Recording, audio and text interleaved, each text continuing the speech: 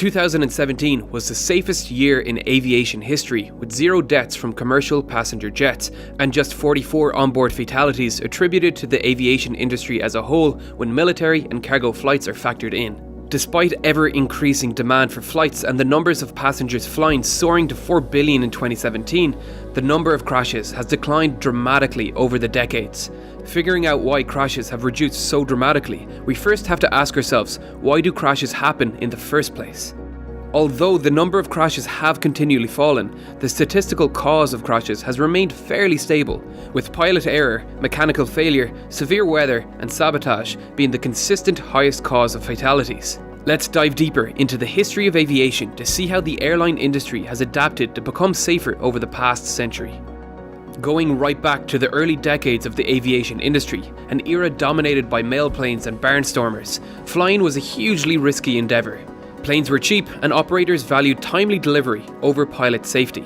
Not that the competitive daredevil pilots needed much pushing. Plane technology was in its infancy and crashes were frequent. An airmail pilot during this period had a 1 in 4 chance in meeting their end at the controls of their aircraft. These cowboy days of flight were short-lived with the arrival of increasingly expensive planes, a burgeoning commercial passenger industry, and with the formation of the first pilots' union in 1931, operators were forced to think about reliability, not only for the safety of their passengers and pilots, but to protect their financial interests.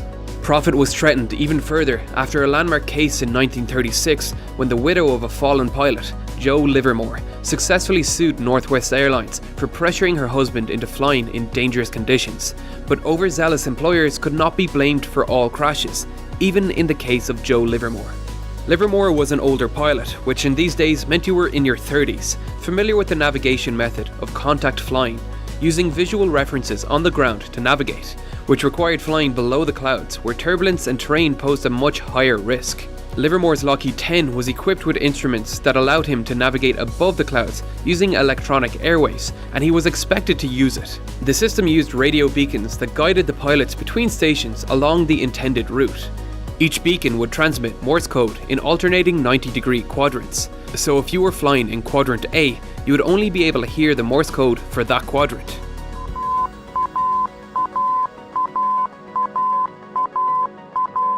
In the next quadrant, the N quadrant, you would hear the mirror image code.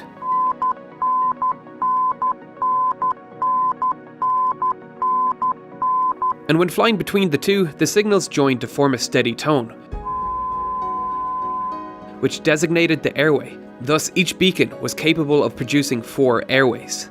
This system relied completely on the pilot's ability to decipher the signal, and static could interfere with the reception. Not only this, but pilots had no way of knowing if they were heading towards a station or away from it. Getting lost with a plane that has limited fuel is obviously not ideal, and passing through cloud cover without certainty of the terrain below was a harrowing experience. And it wasn't unheard of for phantom signals from distant stations skipping through the atmosphere, luring pilots to their deaths either. While this method of flying is vastly safer than flying in the lower atmosphere to avoid pilot error, pilots needed reliable, foolproof equipment that will not lead them astray. Radio navigation is still in use today but has improved dramatically. Computers now interpret the radio signal and provide a readout on instrumentation such as the automatic direction finder, the oldest radio navigation instrument still in use, which points the pilot in the direction of the tuned station, and autopilot systems are capable of tracking a selected route using this method. Yet even with dramatic improvements, catastrophic incidents were still possible due to pilot error. Take Korean Airlines Flight 007, where the pilots incorrectly programmed the autopilot system, causing the plane to track a straight bearing over Russian airspace, where it was shot down. This event led to further improvements in autopilot interfaces to reduce the chances of pilot error, and was the primary driver for the Ronald Reagan administration opening global positioning satellite access to the world, providing even more redundancy to the tools pilots rely upon to safely complete their job. The importance of reliable instrumentation cannot be overstated. Navigation errors are now a thing of the past, but they are not the only instrumentation that a pilot relies upon. Faulty sensors like pitot tubes, which are these tubes that you can see on the outside of the plane that measure airspeed, can be attributed to several crashes over the past decade. Flying a plane without reliable speed data is incredibly difficult, if not near impossible. The 2009 crash of Air France Flight 447, which killed 228 people, is a perfect example of this.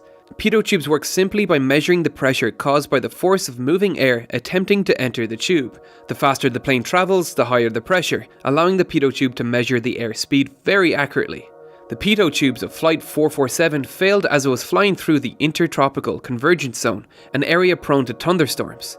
Here the pitot tube began to fill with ice, blocking the passage of air to the sensor and thus dropping the air pressure. The aircraft registered a malfunction and turned off the autopilot, giving manual control over to a panicked crew who had no visual horizon in the pitch black of a storm and proceeded to enter the plane into a stall, resulting in a deadly crash into the Atlantic Ocean. It took 2 years to find the black box and discover the exact cause of the crash. Pitot tubes are equipped with drainage holes and heating elements to prevent this kind of problem, but this particular model became overwhelmed with ice before it could be cleared. After this crash, Airbus replaced these flawed pitot tubes and pilots were warned of the problem, which brings us to our next life-saving measure, the humble checklist. Just 3 years after this fatal crash, a very similar problem struck a Ryanair flight on approach to Riga airport through moderate snowfall, when the pitot tube heater failed. When speed measurements became erratic and the autopilot switched itself off, the pilots were quick to level off flight at 4,000 feet and begin to work their checklist. Checking each pitot tube output and comparing it with measurements from alternative sensors like the inertial reference system to figure out which sensor was faulty, allowing them to find a reliable readout on the captain's sensors and safely land the plane. The history of aircraft safety is defined by trial and error learning. Accidents by their very nature are caused by unpredicted circumstances, and even our understanding of weather has improved through our obsession with flight. Take the discovery of the microburst weather phenomenon that mysteriously downed multiple planes like Delta Flight 191. Microbursts are characterized by a column of rapidly descending air that spreads out horizontally as it strikes the ground. Microbursts are perhaps the most dangerous of all weather phenomenon that threaten planes, with strong, erratic winds. Imagine a plane flying into a microburst. At first, it will experience strong turbulence and a perceived increase in airspeed as the plane encounters a strong headwind, tempting the pilot to reduce power. Next, the plane encounters the incredibly strong downburst of air, which could be enough to down the plane alone. And as it passes through the downward draft, the air direction flips suddenly to a tailwind, resulting in a sudden loss of lift, which would be made even worse if the pilot had indeed reduced power when the headwind was first encountered. These effects combined resulted in Flight 191 hitting the ground a mile short of the runway, killing 134 of the 163 on board and one person on the ground when the downed plane collided with a car. This crash, along with several similar prior crashes, resulted in a 7-year investigation by NASA and the FAA, resulting in the discovery of the microburst phenomenon and the introduction of onboard wind shear radar to detect them. This improvement may never have been possible without the black box, which gave investigators vital data on the airspeeds Flight 191 encountered, helping them piece together an incredibly difficult puzzle. The black box was introduced in 1953 after a string of crashes of the de Havilland Comet, which fell foul of unforeseen stress concentration in the corners of its square windows and fatigue stress from repeated pressurization cycles, leading to the introduction of round windows and a better understanding of fatigue stress. But it also inspired Australian inventor David Warren to provide a tool to help air crash investigators solve their mysteries. It's a simple concept, a heavily protected box that can survive fire, water, and impact. It is perhaps the most valuable tool at our disposal in our quest to minimize the likelihood of future crashes. Yet, even now, the technology is not perfect. Crashes like Malaysian Airlines MH370 remains a mystery as the black box was never found, and its likely policies will be changed to have flight data continually streamed in real time to ground stations to eliminate the need to locate the flight recorder after a crash. We could be here all day detailing these learning experiences, but that's the core of why flying became radically safer. We are continually learning and preventing repeated mistakes. Systems have continually improved to drastically reduce the chances of human error, the largest contributor to crashes. Systems like fly-by-wire have been developed that prevent pilots from pushing the plane beyond its capabilities. Instruments at the pilots and air traffic control's disposal have improved and been computerized. Engines and flight structures have become vastly more reliable, and our ability to predict and avoid adverse weather has improved, and navigation is now pinpoint accurate thanks to GPS. But these improvements don't explain the radical difference in safety between airlines and countries operating in the same year. The odds of you dying on the top 39 safest airlines is about 1 in 20 million.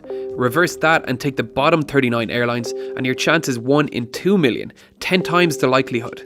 It's not hard to differentiate between the top airlines and the bottom airlines. the key difference being an airline's ability to maintain older aircraft or buy new ones.